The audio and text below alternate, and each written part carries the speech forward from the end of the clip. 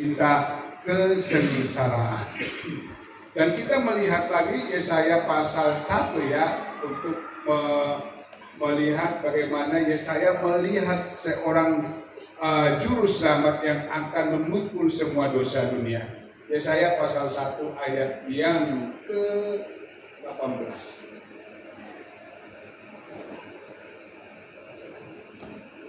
Yesaya pasal 1:18, demikian firman Tuhan.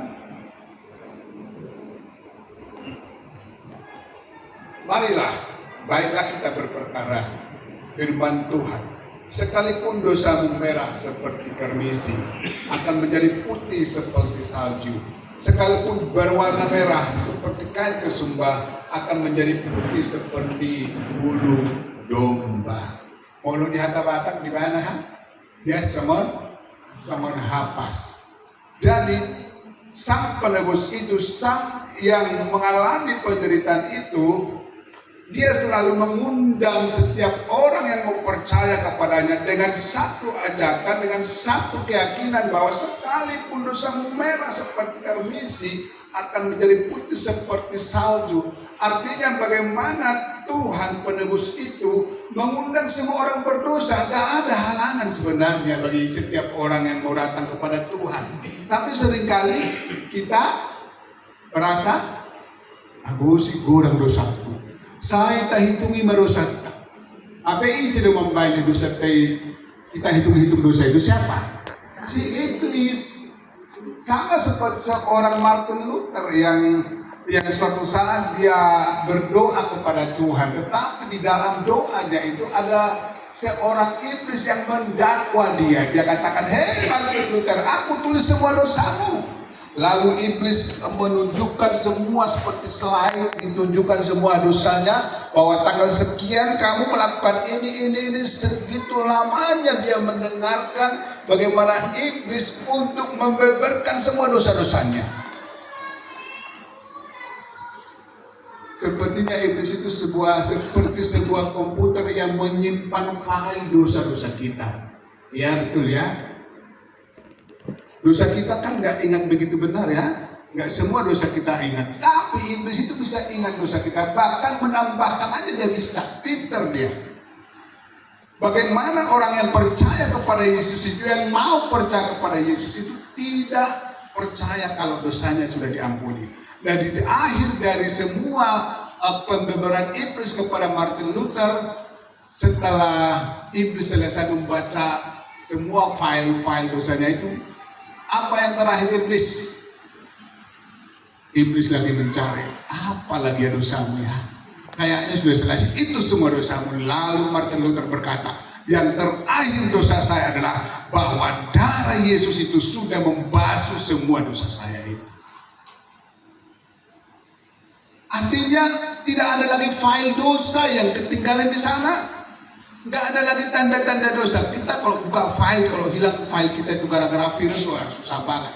Nah, file yang hilang itu seperti itulah gambaran bagaimana dosa kita itu dihapuskan oleh Yesus. Dikatakan bahwa sekalipun berwarna merah itu akan menjadi putih seperti kapas. Ini jaminan bagi orang yang percaya kepada Yesus. Jadi kalau kita mau datang kepada Tuhan, jangan lagi ingat-ingat dosa kita yang lama-lama. Tuhan sudah bilang apa? Sejauh timur dari barat saja aku sudah menjauhkan dosamu itu. Tuhan gak pernah ingat dosa kita. Alai mulut kita, melunung naik berbelek terbuka sudah dosa itu. Ya kan? Dosa-dosa lama keluar kan. Nih, kuda aku bilang kau seperti ini. Seperti orang tuamu itulah kau. Buka lagi borok lama-lama itu. Ini harus diputuskan. Tuhan Yesus saja sudah lupakan dosa kita. Masa kita ingat lagi dosa pasangan kita? Jangan lagi ingat-ingat ya kesalahan lemburu itu ya. Oke? Udahlah, selesailah sudah. Kita harus maju ke depan. Ingat apa yang harus saya lakukan buat pasanganku ini supaya lebih akrab lagi, lebih harmonis lagi. Ya enggak? Ya Pak ya? Kok berat menjawab itu? Kayaknya cuma gampang aja mengatakan ya nanti masalah kerjanya nanti aja, itu proses namanya.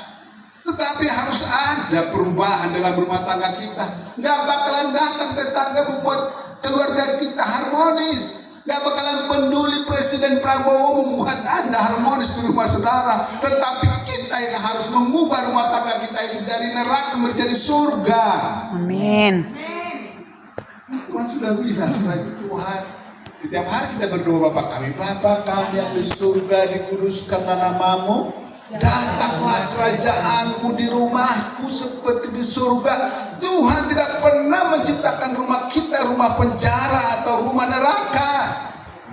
Malah kita sudah berdoa, datanglah kerajaanmu seperti engkau sudah merencanakan bahwa rumah tanggaku ini seperti surga. Amin. Nah, itu kebahagiaan Tuhan sendiri.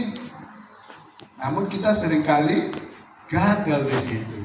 Kita lebih banyak koneksi dengan apa ini?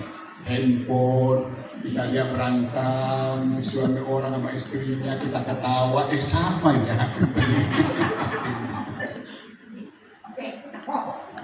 Kita lihat lagi TikTokan.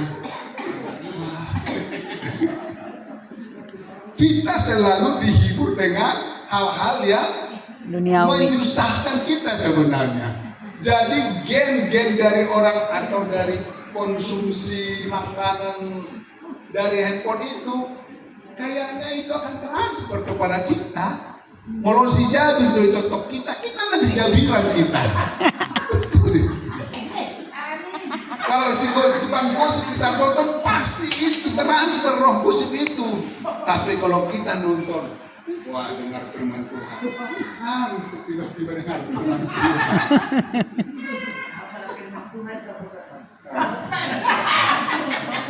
Mulai sudah lanjut Amang lanjut.